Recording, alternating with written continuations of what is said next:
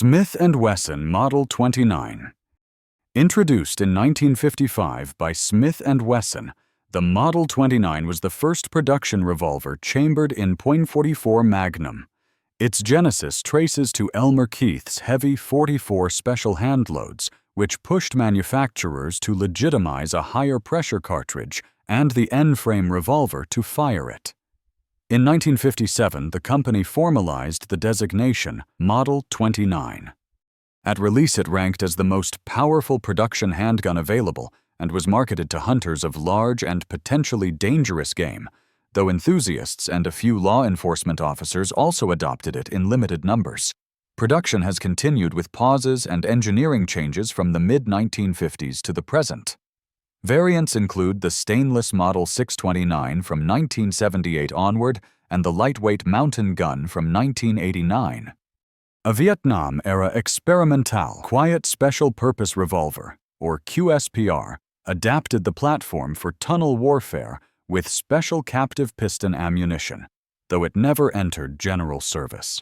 Clint Eastwood's hit Dirty Harry in 1971 drove extraordinary civilian demand.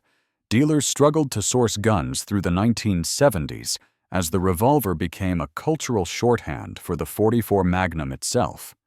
Today, it still appears in the Classics catalog and in performance center trims with the stainless 629 line serving users who prioritize corrosion resistance for hunting or outdoor carry. Early pinned and recessed guns and period-correct 6.5-inch examples command collector premiums, while modern runs span multiple barrel lengths and finishes without the historic manufacturing details that defined early production. Colt Python. Colt launched the Python in 1955 as a premium wheelgun on the I-frame initially sketched as a .38 special target revolver, and soon chambered for the rising .357 Magnum. Much of the development occurred informally under talented shop hands rather than a formal R&D program.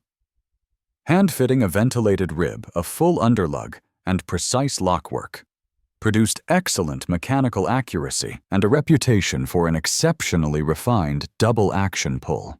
Before bluing, the frames and barrels were polished on special walrus hide wheels, a finishing step that gave early Pythons their legendary royal blue appearance.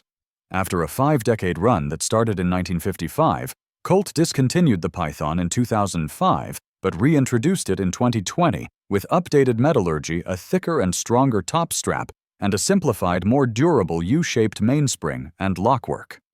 Near synonyms grew from variance and reputation.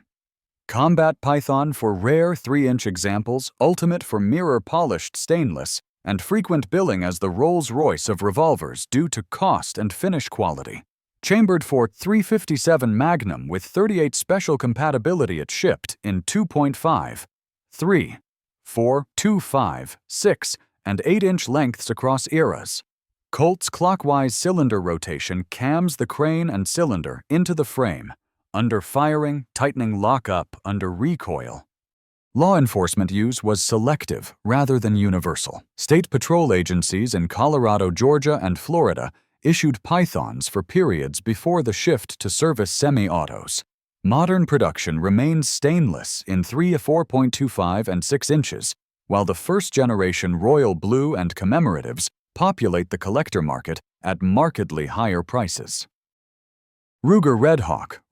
Ruger announced the Redhawk in 1979 and shipped the first guns in 1980 as its initial large-bore DA-YSA designed by Roy Melcher and Harry Sefried.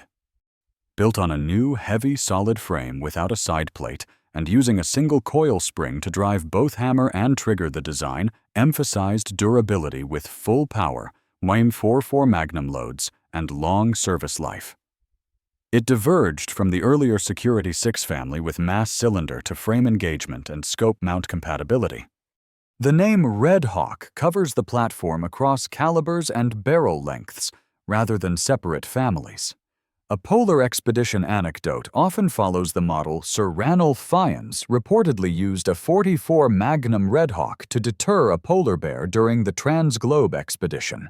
Typical chamberings include 44 Magnum, 357 Magnum, and later 45 Colt, as well as a dual-caliber 245 Colt 45 ACP variant, machined for moon clips while preserving rimmed headspace for 45 Colt. Barrel lengths spanned 4 to 7.5 inches, and stainless construction dominates later production. A small batch from a mid-1980s run saw reports of barrel separations tied to over-torqued pre-lubed threads. Ruger addressed assembly procedures and in the process created an even stronger model, the Super Redhawk. To stabilize the Redhawk itself, Ruger revised its barrel to frame assembly by eliminating the problematic pre-lubrication tightening control of torque specifications and adjusting thread preparation so barrels wouldn't seize or shear under stress. Collectors also note a short transitional phase where a handful of remedial guns had barrels pinned as an interim safeguard before the corrected process allowed normal production to continue. Despite this minor hiccup in production and the release of the Super Redhawk, the Redhawk remains in production in core chamberings, with price bands clustering in the mid-market for stainless hunting and backcountry sidearms. Smith & Wesson Model 686. Smith & Wesson designed the 686 in 1980 and released it in 1981 as the stainless member of the L-frame quartet, the 581, 586, 681, and 686. The goal was to build a revolver that could endure high round counts of 357 Magnum without the bulk of the N frame and without the durability compromises that heavy Magnum use inflicted on earlier K frames. The result was a bridge platform stronger than the medium frames trimmer than the N frames, and it quickly became a mainstay for competition and duty. Line markers include the blued Model 586, the 7-shot 686 Plus, and named limited runs such as Classic Hunter Target Champion and various Performance Center configurations. A CS1 variant served the U.S. Customs Service and remains a point of interest among collectors, chambered in 357 Magnum with 38 special compatibility. The revolver appeared in barrel lengths from 2.5 to over 8 inches. Adjustable sight versions dominate, and stainless construction provides corrosion resistance for field and duty use. Law enforcement adoption was selective but real, particularly through the 1980s and early 1990s, as agencies transitioned from revolvers to semi-autos. In civilian roles, it serves home defense often with 38 special target shooting, and even small to medium game hunting with longer barrels. Current production covers both an and 7-shot cylinders in multiple lengths, and early dash variants and agency-marked examples trade at a premium relative to standard modern catalog models. Colt Anaconda. Colt entered the large-bore Magnum market in 1990 with the Anaconda A44 Magnum revolver built on the heftier MM frame. It arrived decades after the Model 29, and Redhawk had defined the category, and early accuracy complaints led to a revised barrel profile that improved performance. Production wound down in the early 2000s. The company later reintroduced the line in 2021 with strengthened stainless construction and internals closely related to the modern Python. The Kodiak featured a Magna ported barrel and unfluted cylinder. The Anaconda Hunter shipped as a scoped hunting kit. Mirror-polished ultimate stainless versions and occasional custom shop ported guns broadened the catalog. The model is frequently characterized as the Python's big brother, sharing the vent rib and full underlug visual language at Magnum scale. Typical chamberings include .44 Magnum with .444 special compatibility and .45 Colt. Barrel options of 4.6 and 8 inches predominate with rare 5-inch runs sought by collectors. A large target-style hammer and trigger-adjustable iron sights and drilled hard-tapped frames for optics pointed plainly at handgun hunters. The reintroduction stabilized supply with 4.25, 6, and 8-inch stainless models. A modern Kodiak revival replicated the '93 concept with porting and an unfluted cylinder. Original short-run configurations and early mirror-finished pieces command collector premiums, while current production occupies the contemporary large-frame price band. Charter Arms Mag Pug. Douglas McClanahan founded Charter Arms in 1964 after stints at Colt High Standard and Ruger introducing the Undercover 38 and a one-piece frame that reduced parts count and weight. Transfer bar ignition added drop safety, and the company built a niche in compact revolvers. The Mag Pug extends that formula to Magnum calibers in a compact package. In 41 Magnum form, it pairs a short barrel with a 5-shot cylinder to deliver major caliber performance at snub dimensions. Its Mag Pug moniker is tied to a broader family of Charter Arms revolvers. Undercover and Bulldog mark earlier small frame lines, while Mag Pug denotes the Magnum pattern, snub. Corporate continuity has been uneven bankruptcies and relaunches, but the brand persists with U.S. production. A 2.5-inch barrel matte, stainless finish fixed sights and rubber grips emphasize carry durability and recoil control within size limits. The 41 Magnum chambering is uncommon in compact revolvers, giving the model a distinct identity among concealed carry Magnums. The primary audience is civilian users who want a small budget revolver with higher terminal performance than .38 Special or .357 Magnum at the cost of recoil and ammunition availability. Current production includes the Mag Pug and related compact models at budget-friendly price points. Aftermarket support covers grips more than optics or action parts, consistent with the gun's role as a practical carry piece rather than a competition base. Ruger Super Redhawk. Ruger introduced the Super Redhawk in late 1987 as a heavy-duty extension of the aforementioned Redhawk engineered for the heaviest revolver cartridges of the era and future developments. The frame extends forward to provide more barrel support and integral scope bases. The gun ships with rings anticipating hunting optics. Trigger and grip geometry borrow from the GP100 while scaling up to accommodate the pressures and recoil of the 44. Magnum later, the 454 Casull introduced in 1997 and the 480 Ruger in 2001. With a 10mm auto variant arriving much later for field and target use with moon clips, the abbreviation SRH has become a common shorthand for the standard long barrel hunter, while the 2.5 inches defensive model intended for bear country carry is called the Super Redhawk Alaskan. One widely cited 2009 incident involved a 454 Casull Alaskan used successfully against a charging brown bear, a scenario that aligned closely with the model's design brief. 6-shot cylinders are standard across most chamberings, with later 2480 Ruger examples moving to 5 chambers to improve case extraction under fouling and pressure. Stainless construction, adjustable rears, interchangeable front blades, and Hogue rubber grips characterize production. The target market centers on handgun hunters and outdoors professionals who need reliable optic mounting and heavy cartridge headroom. The SRH remains in production across several chamberings and lengths, while shorter Alaskans circulate as chest holster sidearms for guides and anglers where large predators are common. Smith Wesson Model 27. Smith & Wesson's .357 Magnum story begins in 1935 with the registered Magnum, the first revolver chambered for the then-new .357 Magnum. Customers ordered bespoke features in quarter-inch barrel increments, and each gun shipped with a registration certificate. Despite the Depression, demand exceeded supply. In 1939, S&W standardized production as the Model 27's predecessor, and when model numbers arrived in 1957, the name Model 27 fixed the identity. Built on the large N frame, the gun offered more mass and longevity than smaller service revolvers, and a lower-cost Model 28 highway patrolman kept duty budgets in mind.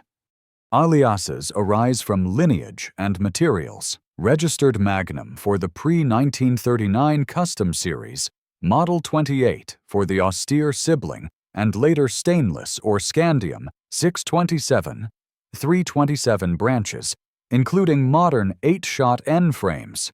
General George S. Patton carried a 3.5 inches registered Magnum with ivory stocks alongside his Colt SAA and FBI agents favored 3.5 inches guns for a period from the 1940s into the 1970s.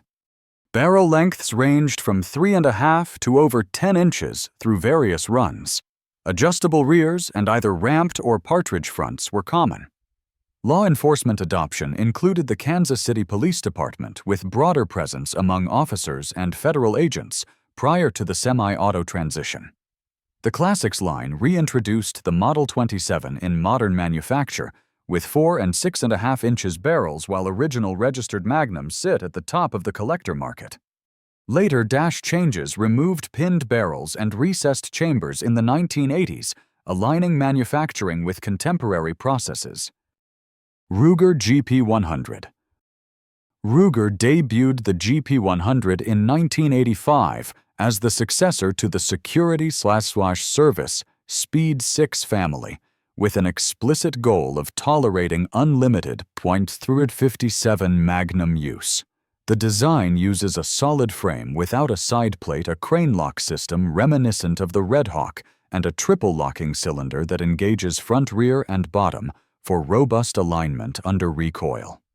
A modular grip peg houses the mainspring and allows broad grip interchangeability, a practical advantage for fitting hands and managing recoil.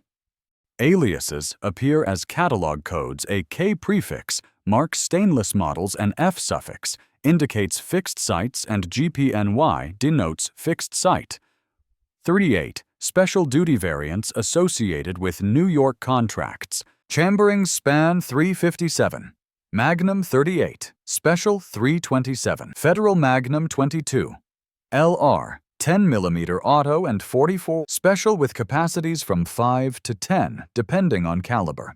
Barrel lengths from 2.5 to 6 inches and both fixed and adjustable sights cover concealed carry duty roles and field use. Field stripping divides the revolver into subassemblies without specialized tools, encouraging routine maintenance. The GP100 remains in current production across multiple calibers and configurations, occupying the durable mid-size slot between compact carry guns and Magnum hunting revolvers. Chiappa Rhino. Italian engineer Emilio Ghisoni, known for the Mateba auto revolver, designed the Rhino with Antonio Cudazzo in 2008. Chiappa began production in 2010. It inverts conventional revolver geometry by aligning the bore with the chamber of the cylinder at the 6 o'clock position, driving recoil straight into the shooter's wrist to minimize muzzle rise, which allows for rapid sight reacquisition and faster follow-up shots compared to traditional 12 o'clock barrel designs. The frame uses ergal aluminum alloy with steel lockwork, and the external hammer functions as a cocking lever for an internal striker-type system. The design was Ghisoni's last before his death and carries forward his long-standing interest in low-bore axis recoil management. Other variants within the Rhino family include models 20D and 20DS through 60DS, indicating 2 to 6 inches. 120DS stretches the platform to meet UK overall length requirements. Charging Rhino denotes competition-tuned 9x19mm models. White Rhino refers to a nickel-like finish. Polylite introduces polymer frame elements for weight reduction. Hexagonal cylinders reduce width for concealment and aesthetic effect.